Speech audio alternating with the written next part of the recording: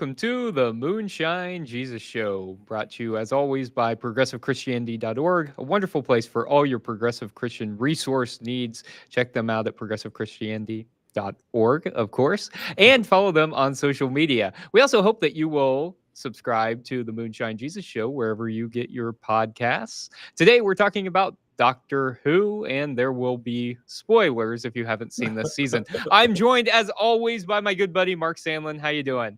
What's going on, Caleb? I'm doing great. As you know, I am a big fan of Doctor Who, so I'm so excited to finally be talking about it on the Moonshine Jesus Show. I cannot wait. I'm excited too. I am a newbie to Doctor Who, Yes. but a fan now. I enjoyed watching it, and so I can't wait to talk about it. But before we do, yes, we need a drink, man. Do you have a drink? I do. I just kind of looked through Doctor Who themed drinks, and I landed on the Gallifreyan Night. Gallifrey is where Doctor Who is from. It's home planet, and that is whiskey, spiced rum, sweet and sour, blue curacao, lime juice, and orange bitters, and it comes out with this lovely blue-green kind of tone to it. Ooh, that looks delicious, and it sounds. How about you? What did you decide to go with? So I was inspired by the TARDIS, and so I thought I want something that is blue-ish, and so I've got blue curacao, rum, and vodka for my TARDIS drink right here. I love it. Cheers to you, Mark. Cheers, sir. They're gonna make for a good show, huh? Yeah. Oh, it is. It is. Let's have another sip and come back and get into it. Moonshine Jesus, Moonshine Jesus, Moonshine Jesus, Moonshine Jesus, won't you shine a light?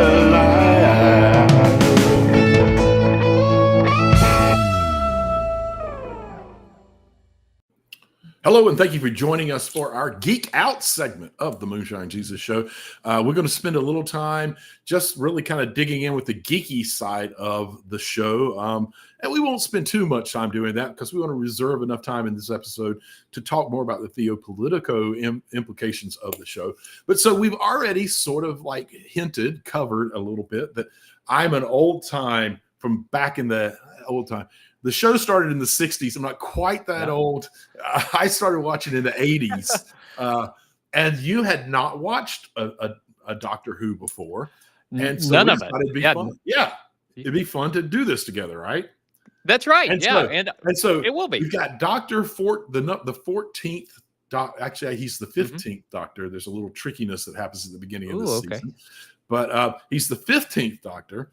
And so you've not seen any doctors before that. So I'm really curious. I've been waiting for 2 weeks here to hear what you thought of Doctor Who, because your only experience is this one doctor. My experience is one doctor through multiple doctors. So what was your first kind of take? What'd you think about it? Because I've got to say, what was the first episode you watched? Was it the baby one? Or was it the Christmas special? Did you watch the Christmas special? Yes, the one where we met Ruby Sunday. Yes. Episode 1. Yes, so I started there. Okay. So that was a pretty good episode. But then the next thing we get is this babies in space kind of thing. Right. Which was, I'm glad that's not your first one. So I'm curious. What was your kind of first experience? What did you think about it? And kind of now that you've seen everything that's out so far, what are you thinking?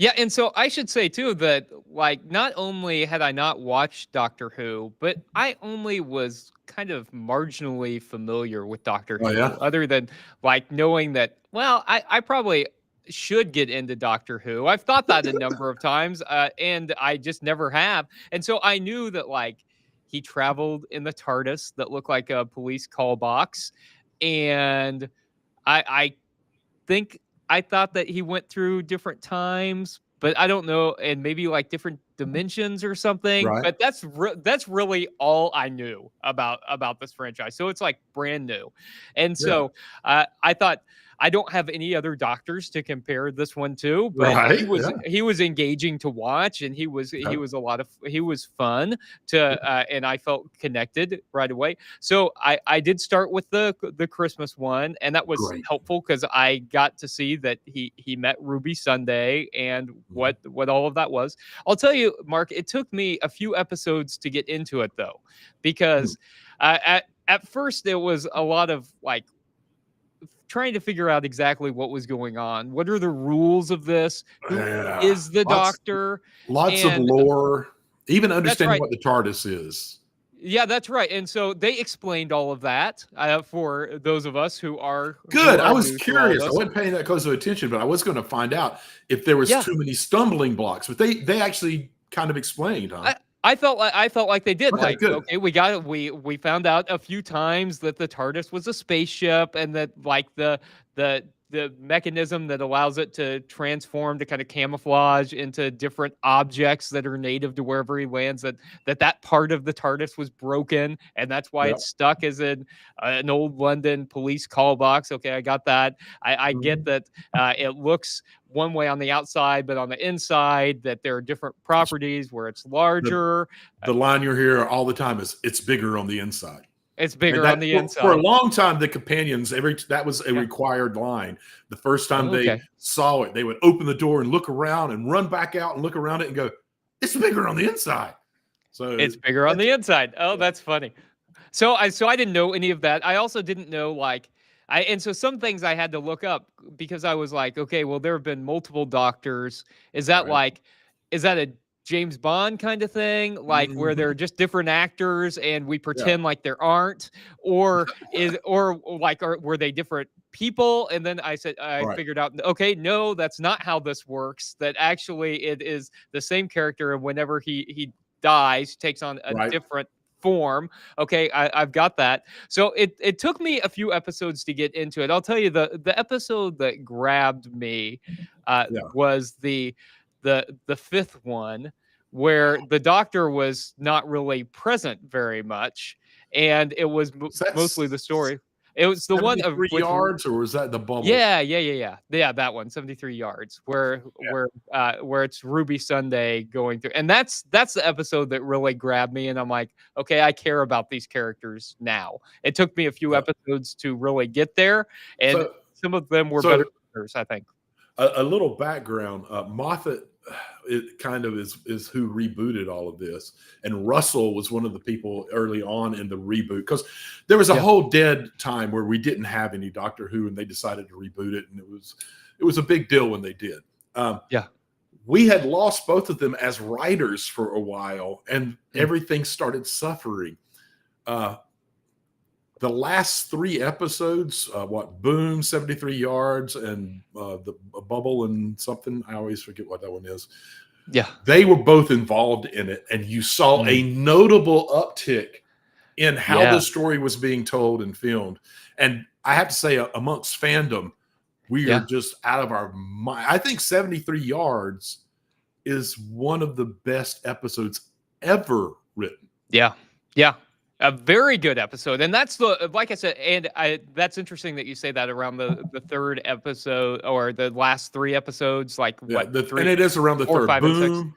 Boom, the one where the doctor is stationary, which never happens with the doctor. The doctor's always going and saving, and all of a sudden it's all still. It also shows you how good that Ncuti Gatwa shows you what a fantastic actor he is, because he held you so just in every second you were there with him, and to not have a doctor, like, that's part of the style of the Doctor, always running around. As a matter of fact, several of them are known for looking at their companions and just going, "Run!" and taking off. So it was amazing. So I'm sorry, please continue. I need to throw in the nerdy stuff. No, so that's great. So for someone who has no experience, I would agree that, like, because I had no idea who the writers were, I didn't know what the background on that was, but that one was the one where I started to feel myself shifting to, like, I think I like this show, because the first 3, I'm like, I don't know how I feel about this, but that one, Boom, was one where I I started caring. 73 Yeah. yards is one where I said, "Oh, I'm all in for this." And then by the time I was at, I think it's Dot and Bubble, that Yeah. that Dot I and Bubble. was I'm like, oh, I really like this, and I can see how this kind of story is very gripping, and I Mhm. want to watch the next one. And Right. so by so the fourth one kind of I realized I was caring about it. The fifth one, I'm like, yeah, I'm into this. And sixth one, I'm like, okay, I think I'm a fan. I want to see the next one. So That's awesome.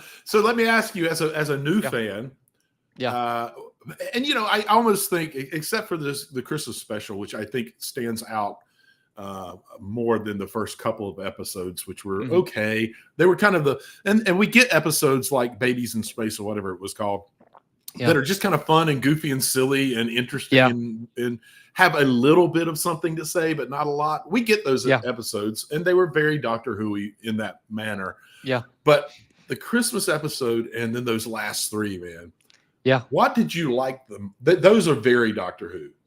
yeah. What about them collectively did you like the most? Well, I like that we were talking about issues, and that's something that I think, as we talked about a number of times, that like if sci-fi storytelling is done Right. right, that's something you can do without Mhm. like a lot of effort, and I Yeah. liked that. But I liked the diversity of the stories. So I liked Mhm. that we were.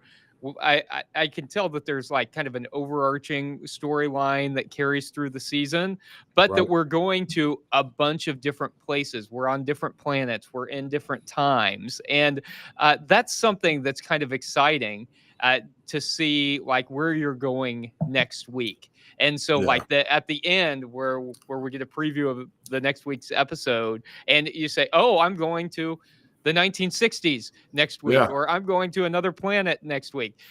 That's kind of exciting, and Yeah.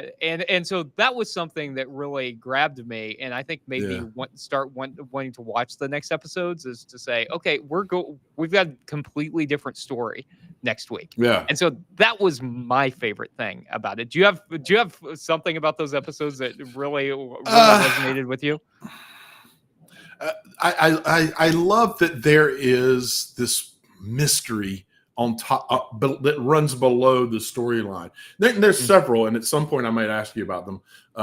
But there is this mystery about even Ruby. You yeah, know that while and the mystery, I love, it's such brilliant story writing. Like, yeah, the stories are the stories, and they're talking about whatever that episode's about.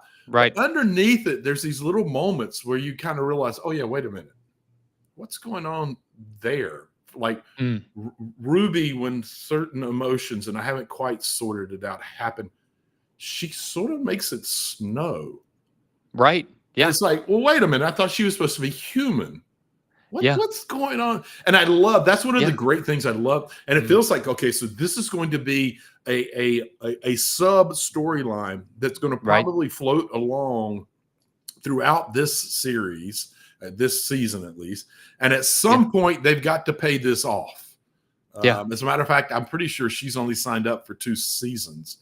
So mm, between this season and next season, we're going to find something out about that. And I love that's the way they weave stories together and tell stories. I think that's just brilliant, and it gives you that extra bit to keep holding on to. So I've got another question that's real important yeah, in terms of Doctor Whodom. Um, yeah, mm, what did you think as a new watcher about the yeah, Doctor having a companion? yeah, Companions have been important ever since the very first Doctor. His companions were his grandchildren, but still, they were yeah, companions. mm, What did you think about? You have this Lord of Time who yeah, is bringing on these, you assume, human kind right, of people who are looking for something in their life. Typically, they're looking for a future. They're looking to understand the past. That tends to be the case. What did you think about having that as another piece of the puzzle, and how did it work? Was it good? Was it distracting? I'm just curious, as a new person, was it too much? Were you just expecting the Doctor to be it? So I didn't know about the companions. That wasn't something I kind of, I guess, just thought that the Doctor traveled Yeah. the TARDIS wherever he went, and that's what he did. And so I actually really like the companion idea because it kind of serves as a stand-in for us. He explains, what's happening, and especially I think for a new person, it explains what's happening to the new companion, and that's kind of like those of us who are getting that explained Right. to us for the first time. And so it's a little easier to live vicariously through the companion than the Doctor, I think. And so I really liked Ruby Sunday. Like, as I said, I don't know any of the other companions, so I don't have any favorites or anything like that. But I liked her, and I felt like the actress was great, and I felt like the character was compelling, and I enjoyed watching her, and they had a good chemistry, and I think that made a pretty big difference too. As I said, the 73 yards was almost completely without the Doctor, and it really still worked. An episode like that wouldn't have been possible in the same way without a companion. So I like that. I liked the companion. What do you think, Mark? Oh, I'm completely with you. I'm completely with you. First, I want to give a shout out to Jimmy Price, who's letting me not feel so old, because Jimmy is watching live, and he's also saying he's also been with the Doctor ever since the 80s. So I thank you, Jimmy. I feel supported here. No, I love the companions. They are us. We see the amazement and the joy, but also the fear of how large what's going on is. Them being present helps us understand it more. I think if they weren't there, we'd see it on the screen and be like, oh, look, that's a pretty amazing universe. But when we see the companion walk up to a landscape with multiple moons and see the look on their face, the first time they've ever seen anything like it, it pulls us in. And then I also just love the way that it helps us learn to relate to the Doctor. Each Doctor has a very specific personality, and they're all very different. I say very different. There are a few that have some similar qualities, but the way that even the ones that are similar, the way that their companion relates to them helps us figure out who they are and how we're going to relate to even the similar ones in different ways. And I think that's brilliant. Again, brilliant writing. There have been times where the writing isn't quite as good as it needs to be, because we're talking about the most ridiculous storylines. I mean, some of the storylines in Doctor Who are just absurdly ridiculous, but they're written so well, and the acting is kind of perfectly on this, taking it for real, but also this sort of in the background, they realize they're not taking it too seriously because it's so absurd. They do it so perfectly that it just invites you in, and you want to be a part of it. You want to buy into these absolutely absurd, just like Dot and Bubble. Like, if you're not looking at that, there's these monsters, these weird amoeba, oversized amoeba that are eating you alive. That's so absurd. So they but the way they do it, they can't. They just stand there. You have to. But if walk into me, it's so ridiculous. But you buy into it because of how well it's written and how the actors and actresses take their roles on with some seriousness, the understanding that ultimately we're telling a story that has some ultimate gravity to it, but we also are doing it in a silly way. Which, as we talk about, and this is a great way to wrap up this segment, as we talk about, that's one of the beautiful things about sci-fi, is because it is a little bit silly, a little bit removed from reality. It's so much easier to talk about deep and heavy concepts, which I suspect that we're going to be doing on the other side of this drop as we think a little bit about the theological and political tales that this story might be trying to tell. So we'll catch you all on the other side.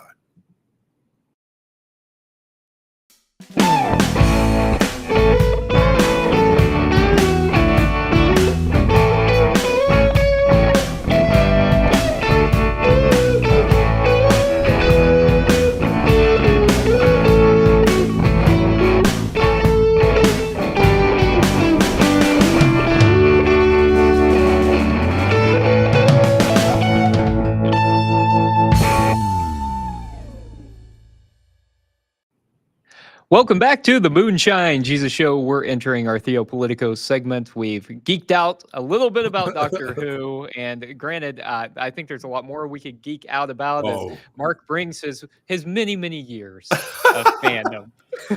You had to bring up the years again, and I bring my young, fresh, limited experience. Jimmy, do you hear what he's doing to us, Jimmy? Come on now. I mean, in all fairness, Mark, I think the show went off the air for the first time when I was 4 years old. So it didn't come back on until I was in my 20s or something. So I missed it in my formative years. Fair enough. Okay, but we're going to talk about the theology. There were new shows being made in my high school years. So right. Yeah, okay. Yeah. So that's fair. Okay, but there's a lot of theology and politics to chat about here. Here's the way I think I want to approach this segment today, Mark.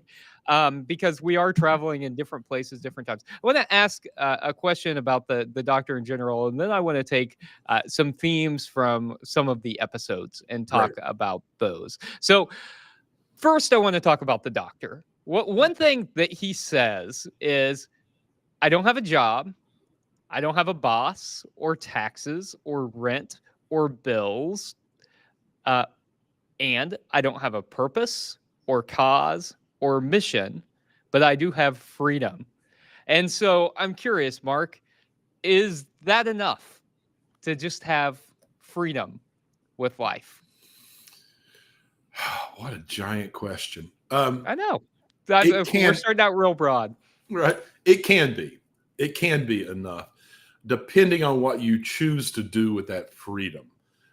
All the things he said he doesn't have disentangle him from complications if you're trying to do the right thing, if you're trying to create, in his case, a better universe, not just a better world. So I mean, it can be enough. If you do nothing with it, though, it's empty and it's meaningless, and I can't imagine that you would be happy with it for long. So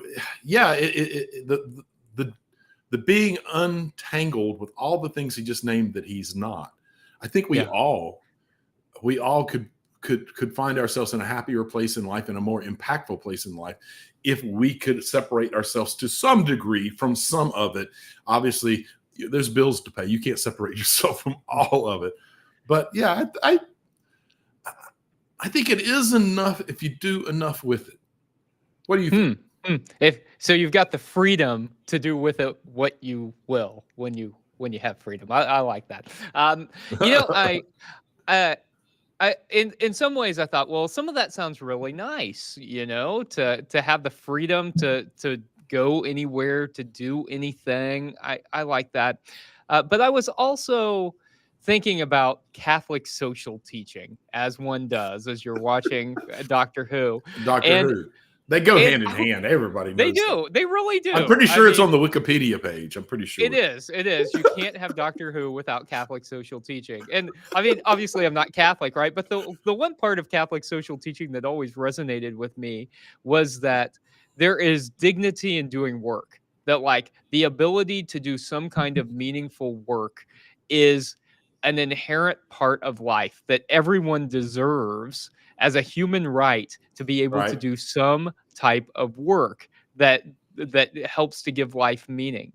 And so the one thing that I wondered about that is a lot of us say we want freedom, and I hear folks say that a lot.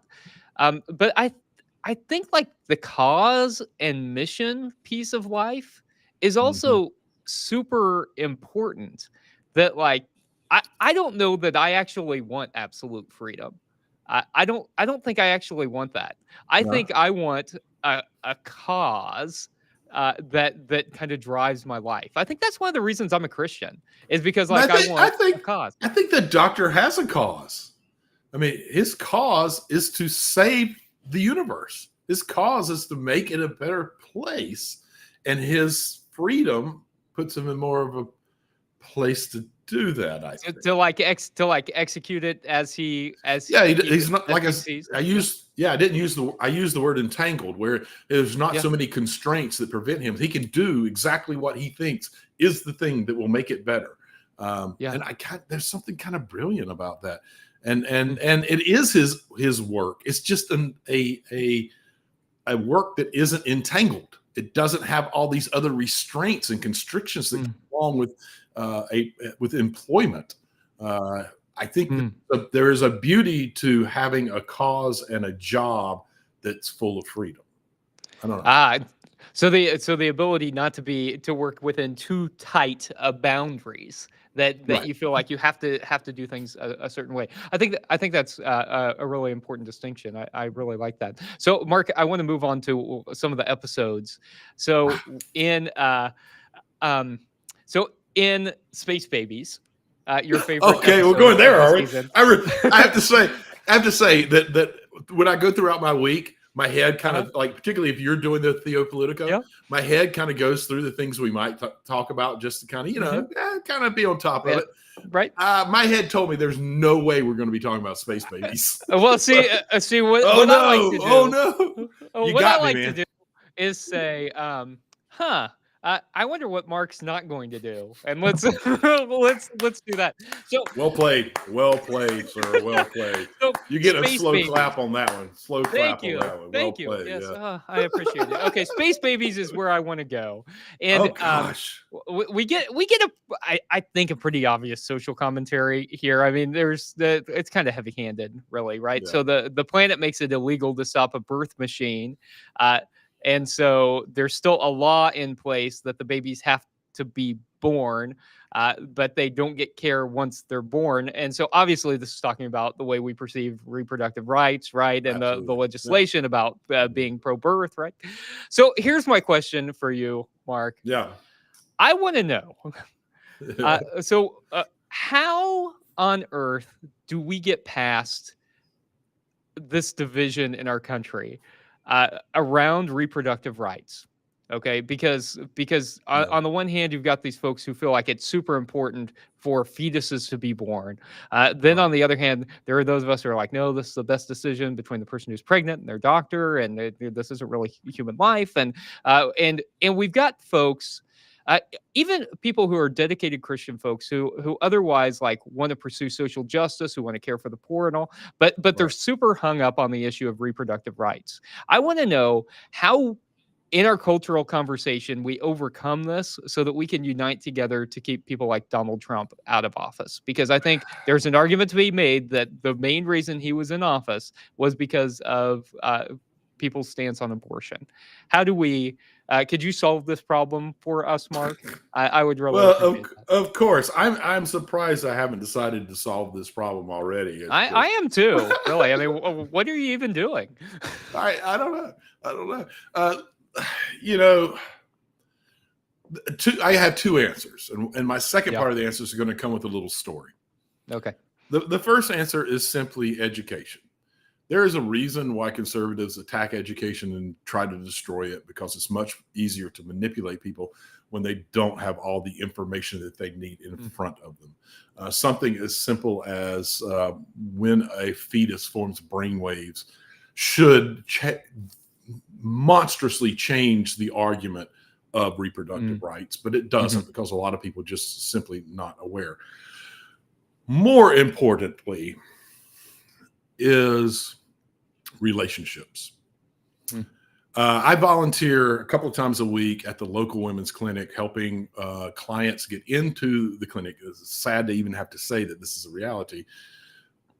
Get into the clinic because of the people that are there protesting and being manipulative and saying half-truths and using psychological kind of manipulative talk to really make a person become emotionally.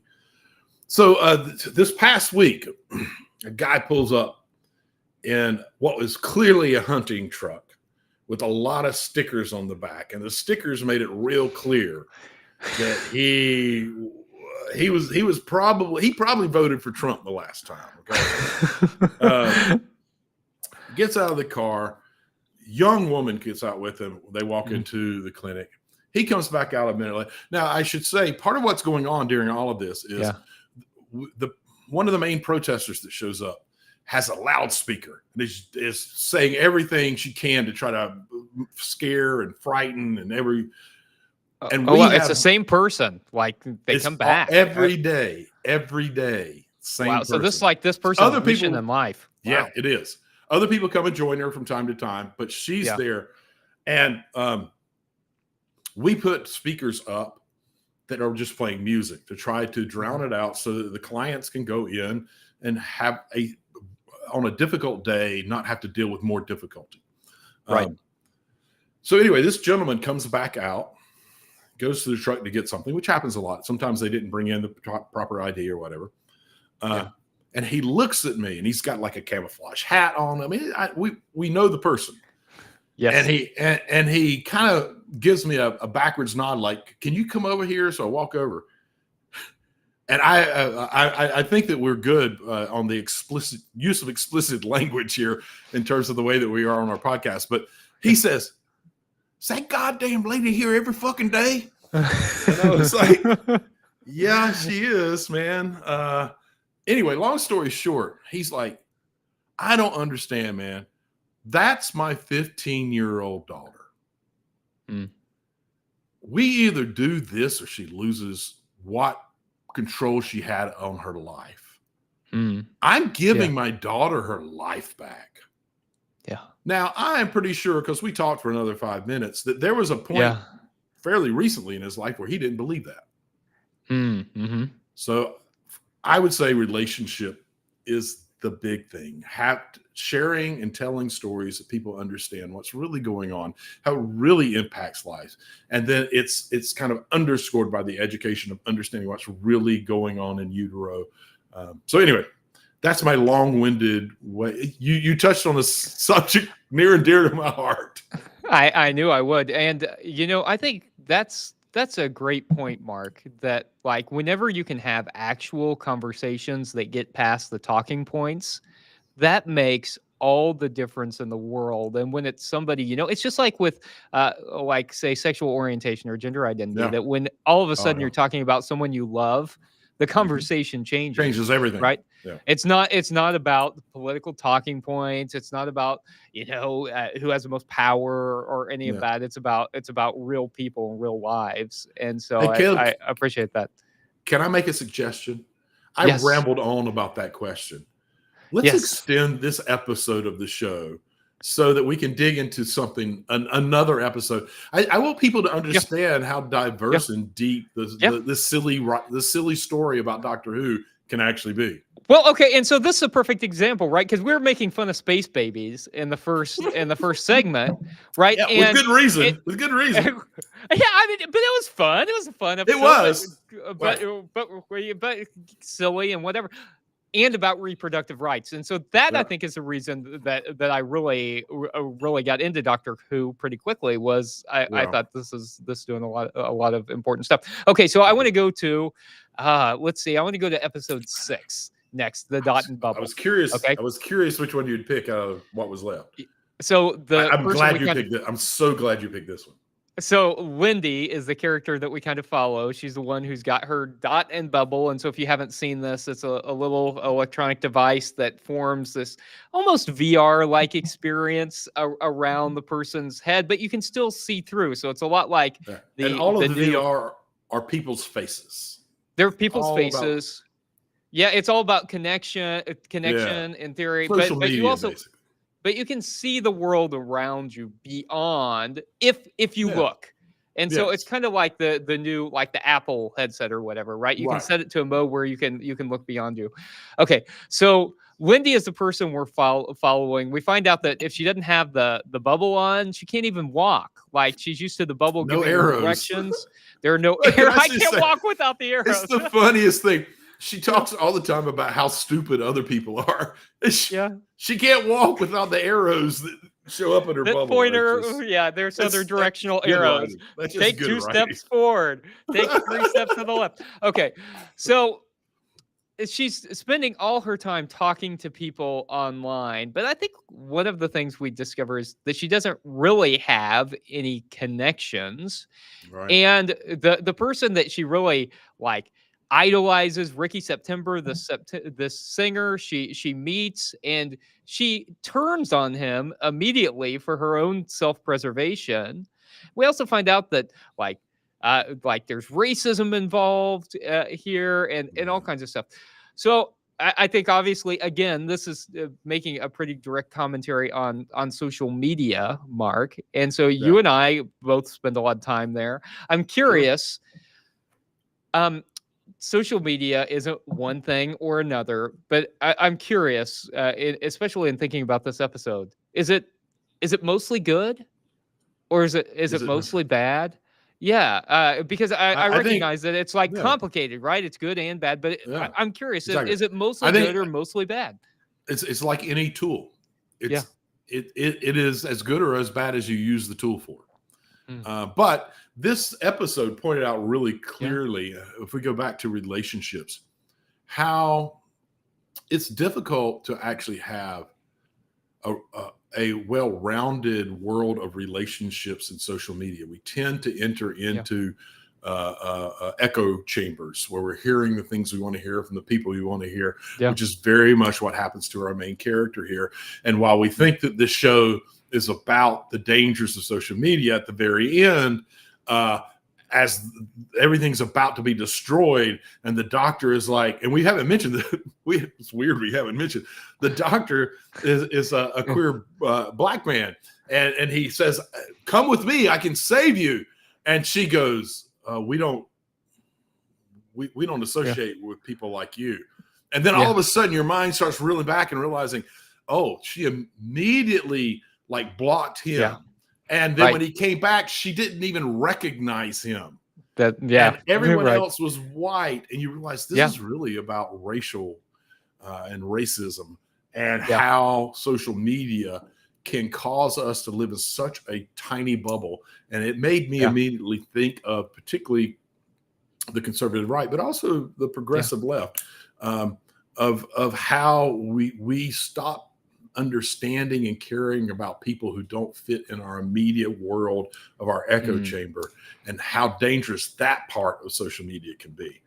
That's what I took from it, at least in part. It's a brilliant episode. What did you think? It really was. Yeah. And I also had that moment whenever he was getting ready to try and save her and she wouldn't go and stuff, and I thought, wait, everybody was white all of a sudden it hits you, and it tells you how we are, though, that's right, that we didn't notice that everyone was white. That's right. And I say that not in like some kind of like color blindness kind of way, but more in like an area of my own blind spot kind of thing, I was sitting there looking at a screen full of white people, and I didn't notice that there wasn't any diversity. And so that was for me, that moment was like a call to me, like, oh, I wasn't even paying enough attention to this. In terms of I'm gonna give you a little break, because it's also brilliant writing somehow, because I all the time am watching something, and you know the movie with Bruce Willis about the kid that sees dead people. And he says, Sixth Sense. Yeah, I all the time say, I see white people. Like for me, like I in some ways I'm very aware when all of this is white people. There's something about the way they did this one. It never registered, man. It just never registered. I think it was in part because we saw people for seconds at a time, and there was a lot of other stuff going on. But also, they were all white. So I think the only other thing in terms of social media that I thought was, that I think you're exactly right. That's a tool, but also that like study after study shows that like the more we use it, especially in these echo chambers, that the more our PSI, our perceived social isolation, goes up because of that. And some scholars who study this are saying that like it's because of networked individualism. Right. It's because that even though we're doing social stuff, like social media is all about connection, that we're using it as individuals and not a part of real community, which I think is what happens in this episode. Right. She spends all her time with these people, but she doesn't know them. Like she's never hugged them. She gets to see the 3-second segments of their lives that they want to show. And that's it. And ultimately that leads to us feeling lonely and isolated and and disconnected. So I think it depends on if we use it to like really deepen relationship or if it's just about like less meaningful connection. Okay, so I've got like a million more questions about a lot of these only episodes, imagine. but we've already extended this by like 8 extra minutes. So if we keep going, Mark, we're not going to have any time for our last segment, the Make Me Look Stupid segment. That's not okay. That's not good. We got to do it. So let's have another drink, take a break, come back, and try to make each other look stupid.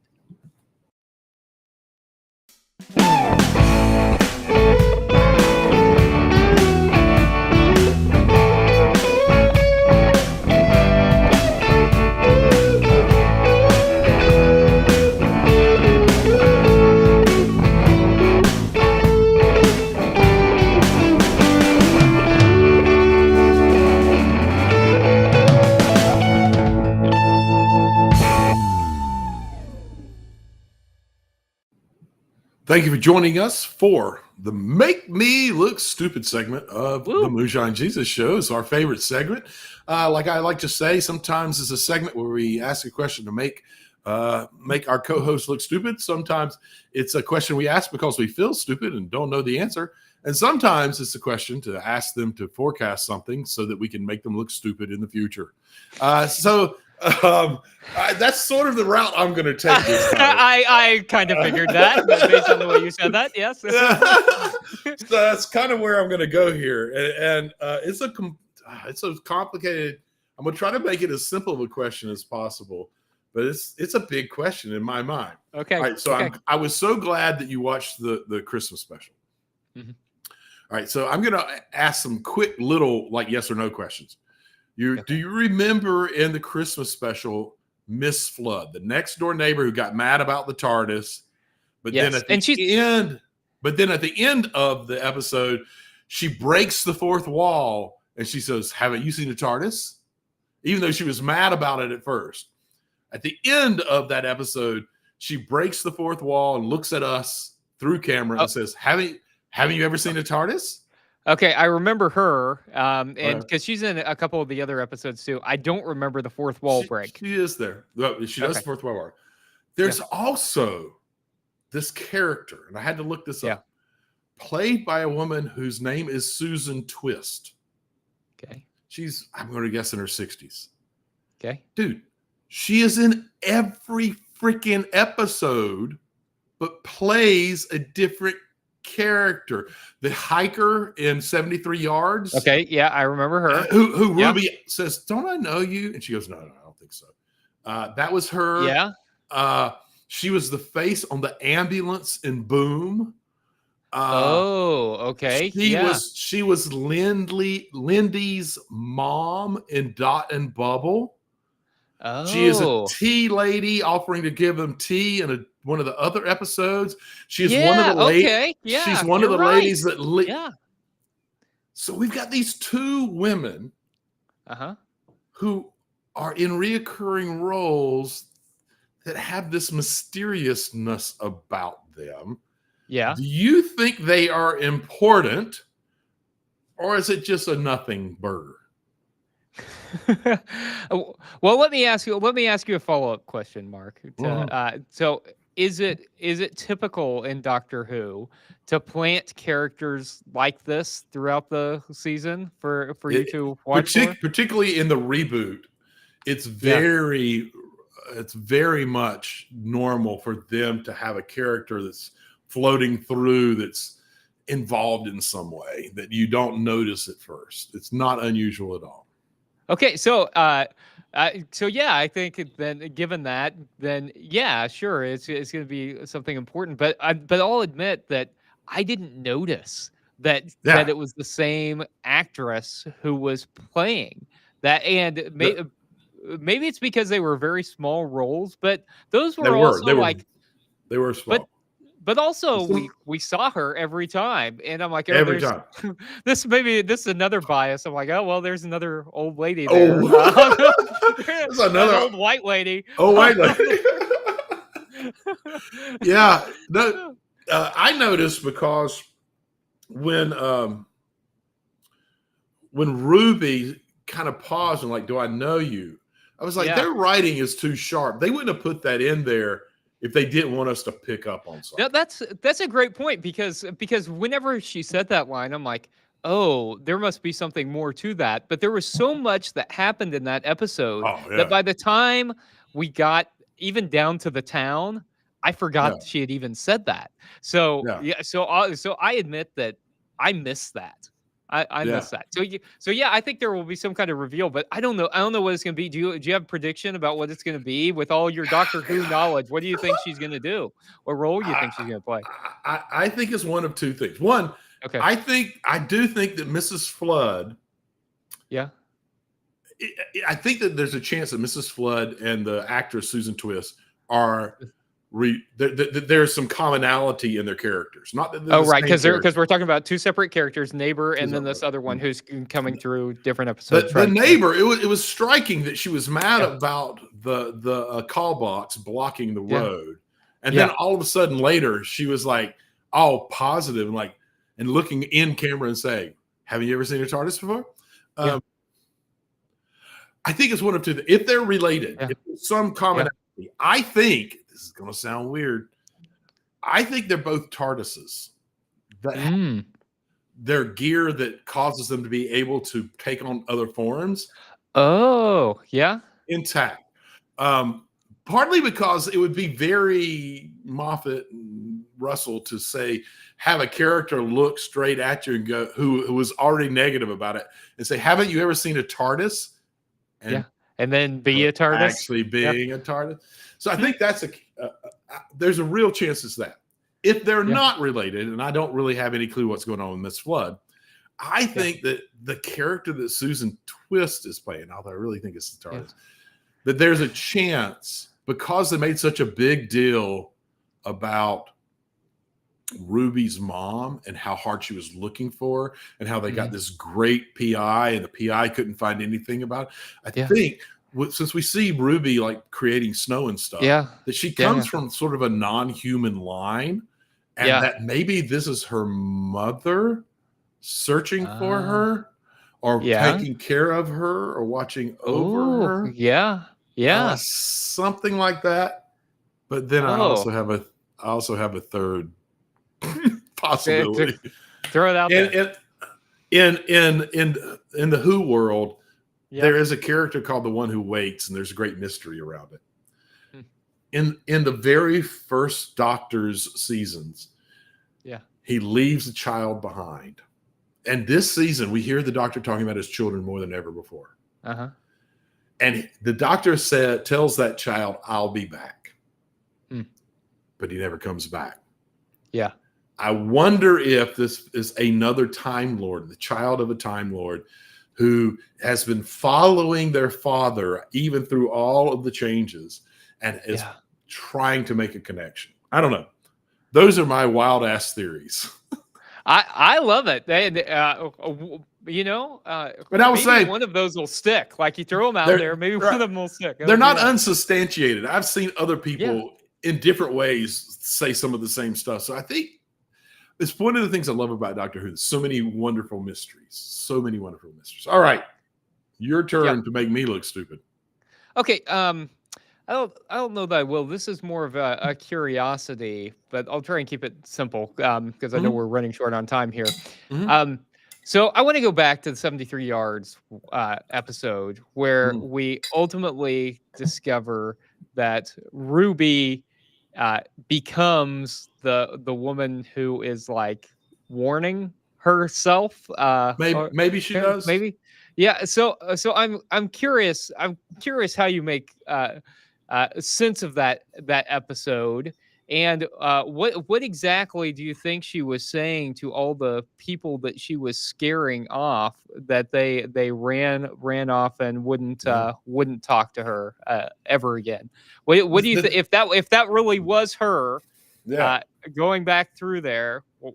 What was the purpose? And what was she saying? This was actually one of the questions I also had lined up for you. So we're on the same page here.